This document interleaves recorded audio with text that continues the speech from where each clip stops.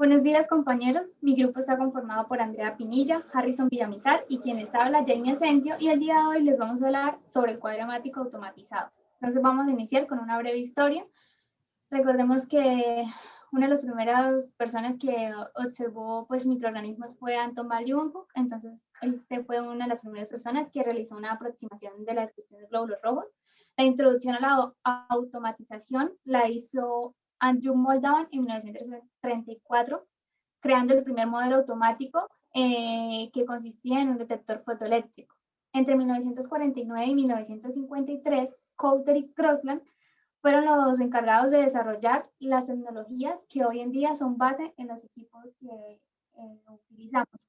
Por su parte, Coulter fue quien desarrolló el primer contador de partículas basado en la impedancia eléctrica, y Crosland con sus colaboradores desarrollaron una cámara de flujo que contribuyó al aporte básico de lo que se conoce como la citometría de flujo. En 1965, Kaspersky fue el primero en emplear histogramas para la representación de resultados, basándose en el principio de la luz absorbida con el uso de la espectrofotometría. Y entre 1967 y 1969, Bandilla introdujo la citometría de flujo basándose en los estudios de Crosland. Entonces, ¿qué es el cuadromático? El cuadromático se define como aquel análisis cualitativo y cuantitativo de los componentes de la sangre y sus características. Aquí podemos encontrar los eritrocitos, leucocitos, plaquetas, hemoglobina, hematocrito, entre otros. ¿Qué utilidad tiene el cuadromático? Bien, puede servir para controlar la salud en general, sirve para chequeos, para mirar cómo nos encontramos, sirve para diagnosticar una enfermedad. Entonces muy probablemente cuando se presenten síntomas como debilidad, fatiga, fiebre, hematomas, etcétera, el médico sugiera realizar un cuadromático para saber qué puede estar pasando. También sirve para controlar enfermedades, sobre todo aquellas que afectan directamente a la sangre, entonces para mirar qué comportamiento han tenido las células y sanguíneas, y para supervisar un tratamiento médico. ¿Qué propiedades deben tener las células que se emplean para el conteo en el cuadromático? Entonces, primero, deben ser malas conductoras de electricidad, que más adelante van a entender por qué, y deben ser diferentes entre sí en cuanto a tamaño, densidad, composición citoquímica, capacidad de dispersar la luz, relación núcleo-citoplasma, relación DNA-RNA e inmunofenotipo. Bien, entonces ahora encontramos las generaciones. Cuando hablamos de generaciones, hacemos alusión a la tecnología empleada en los cuadros hemáticos. Se utiliza este término porque agrupa nivel de automatización, parámetros que analiza y qué tipo de registro gráfico realiza. Entonces, tenemos las dos primeras generaciones. La primera fue manual, ayudada con la microscopía. Vemos que analizaba muy poquitos parámetros y no tenía ningún tipo de registro gráfico. En cuanto a la segunda generación, fue semiautomatizada, pero implicaba hacer prediluciones, lo que no era muy útil ya que generaba mucho error, entonces realmente están deslizados. Luego tenemos la tercera y cuarta generación, de aquí en adelante ya empezamos a ver que son automatizadas. Entonces en la tercera utilizan la impedancia eléctrica, analiza cerca de 18 parámetros y acá ya se empiezan en registro gráfico empezamos a tener histogramas. Y hacen una diferenciación en esos histogramas de los glóbulos blancos en tres tipos. La cuarta generación utiliza un sistema óptico con luz láser, analiza cerca de 24 parámetros, también utiliza histogramas y acá aparecen los dispersogramas. Y esta generación permite hacer diferenciación de glóbulos blancos en 5 tipos. Estas dos generaciones son útiles en laboratorios que manejan volúmenes de muestra bajos y medios y que manejan nivel de complejidad 1 y 2. Por último, tenemos la quinta y sexta generación. La quinta generación utiliza un sistema hidrodinámico de flujo de partículas y un sistema de análisis diferencial. Analiza cerca de 28 parámetros. Acá también tenemos dispersogramas, histogramas. Y ya la diferenciación de glóbulos rojos es en 7 tipos, de glóbulos blancos, perdón. La sexta generación emplea anticuerpos monoclonales que son marcados con fluorocromos, analiza más de 28 parámetros, entre ellos la diferenciación de linfocitos en CD4 y CD8, y también en el registro gráfico encontramos histogramas y dispersogramas. Estas dos generaciones Son útiles en laboratorios que manejan volúmenes de muestra altos y un nivel de complejidad 3 y 4.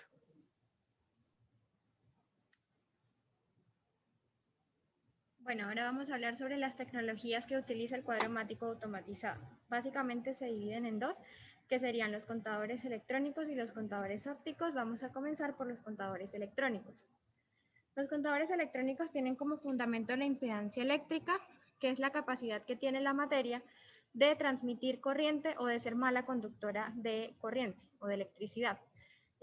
Como ya lo decía mi compañera, las células son malas conductoras de electricidad gracias al carbono orgánico que tienen, pues, del que están compuestas en su mayoría. Entonces, básicamente lo que sucede es que ellas se sumergen en un líquido, el cual pues sí es conductor de electricidad y se les va a aplicar corriente. Esta corriente va a hacer que ellas pasen del polo negativo al polo positivo y en este paso van a atravesar un poro de apertura, el cual tiene un detector. Ese detector va a captar la poca o la mala capacidad que tienen para transportar o para transmitir la corriente, y esto se va a transmitir o se va a representar por un pulso. El pulso va a depender, el tamaño del pulso, del tamaño de la célula. Los tipos de gráficos que generan son este tipo de gráficos, que son los de distribución de frecuencias o histogramas, en el cual tenemos el número relativo de células y el volumen de la célula. Para la discriminación de las células en este tipo de tecnologías, ya lo decía, que básicamente con base en el tamaño. Hay un umbral que es de 35 femtolitros, menor a 35 femtolitros serán plaquetas, que es este pico de acá, mayor a 35 femtolitros serán eritrocitos o leucocitos. Para discriminar entre leucocitos y eritrocitos se realizan dos diluciones, una dilución de 1 en 300, a la cual se le agrega una solución embolizante, que normalmente es ferrocianuro de potasio, que es el mismo reactivo de Drapkin, que no solamente se utiliza para hemolizar, sino también que se utiliza para la determinación de hemoglobina. En esta dilución, aparte de la determinación de hemoglobina, se hace un recuento de leucocitos y un diferencial de leucocitos en 3 partes. La otra dilución es la de 1 en 12.000, en la cual se realiza un recuento de glóbulos rojos y un recuento de plaquetas. Para la discriminación de los grupos de leucocitos, entonces se realiza también con base en el tamaño. La primera curva es la curva de 40 a 100 femtolitros, que es esta de acá, a la cual pertenecen los linfocitos. La segunda curva sería también llamada curva de mononucleares, de fracción media o de celularidad mixta. Es ligeramente plana. Acá se encuentran de 100 a 180 femtolitros y pues las células que se encuentran acá normalmente son linfocitos grandes, monocitos, eosinófilos, NK, linfocitos reactivos, basófilos y bandas. El último grupo, el tercero, sería esta curva que está ampliamente distribuido en X. Acá se encuentran las células de entre 180 y 400 femtolitros, que serían los granulocitos neutrófilos. También se encuentran eosinófilos, basófilos y bandas que sean grandes. El otro sistema que se utiliza para la tecnología del cuadro mático automatizado es el sistema óptico. Este se basa en la dispersión y absorción de la luz. Entonces, lo que sucede es que la muestra se hace correr en un fluido y por fuera tiene otro fluido, el cual va mucho más rápido. Esta rapidez de este fluido externo hace que ellas se vayan poco a poco alineando y que queden una sola célula sobre otra. Entonces, estas células van pasando una a una por una luz láser, y esta luz láser impacta de alguna célula y van a emitir dos señales. Una que es hacia adelante, o la señal forward, que nos va a dar la relación del tamaño de la célula, y otra que sería la señal side, o hacia los lados, que sería la complejidad de esa célula. Los tipos de gráficos que dan este tipo de tecnología son los dispersogramas, que básicamente lo que se basan en la separación de las células con base en la dispersión de la luz, que aporta tanto el tamaño, que sería la señal forward, como la complejidad, que sería la señal side. Entonces, esto es un dispersograma básico en el cual tenemos acá la señal forward y la señal side, es decir, tamaño y complejidad. Y acá tenemos los 5 tipos de células básicas. Y bueno, los parámetros utilizados en la cuarta, como podemos ver, básicamente solo son el tamaño y la complejidad, y se hace un diferencial en 5 partes, mientras que la quinta y sexta generación, esto ya son muchos más parámetros, mucho más complejos que ayudan a una mejor diferenciación de las células.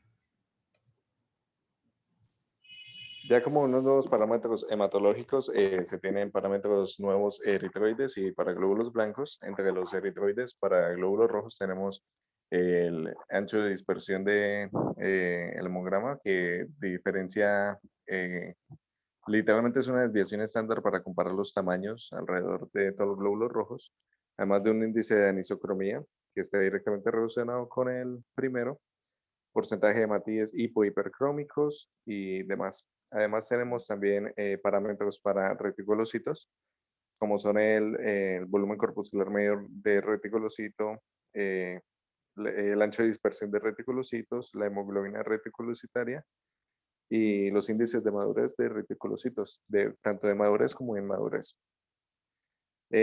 Para los glóbulos blancos tenemos normalmente por curvas de dispersión la distribución de los neutrófilos, diferenciación por anticuerpos fluorescentes, pudiéndose diferenciar blastos progenitores marcados con CD34, además de reportes de plaquetas reticulares. Siguiente.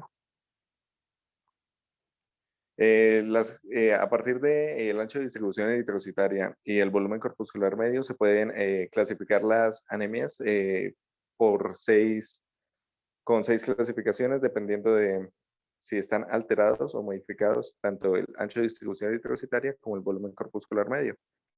Ahí como lo observamos en la tabla, entonces tenemos las normocíticas homogéneas, microcíticas homogéneas, macrocíticas homogéneas, microcíticas heterogéneas, microcíticas heterogéneas y normocíticas heterogéneas. Y en su lado derecho, todas las anemias que se pueden observar dependiendo de si estos valores están alterados.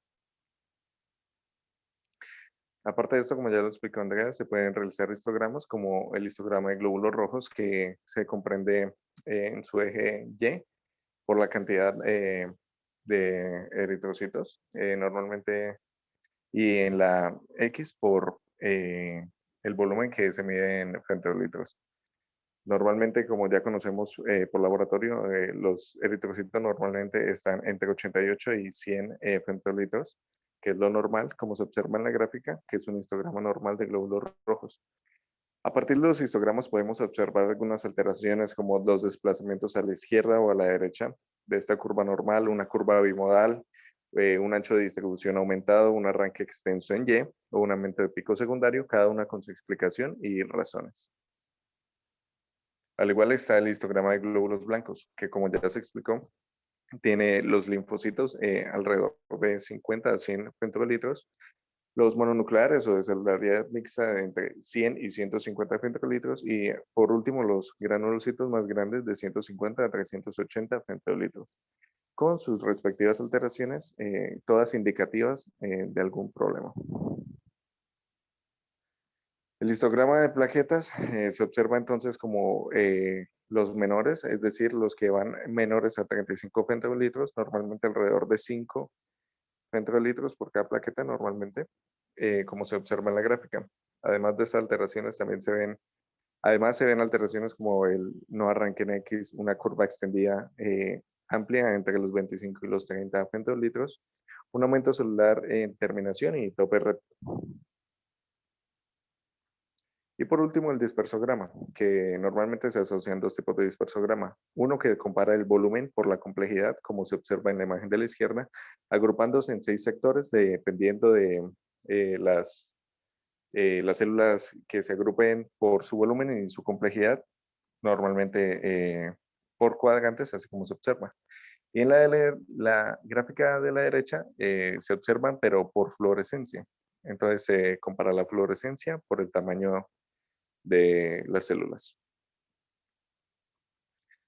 Los dispersogramas también presentan normalidades que pueden ser indicativas, como se observan aumentos y disminuciones de neutrófilos, aumento, disminución o sospecha de granulocitos inmaduros, sospecha de blastos, aumento y disminución de linfocitos, sospecha de linfocitos reactivos, aumento y disminución de monocitos, presencia de células envejecidas, sospecha de núcleos normoblastos, sospecha de hasta gametocitos de plasmodium y sospecha de macroplaquetas. Muchas gracias.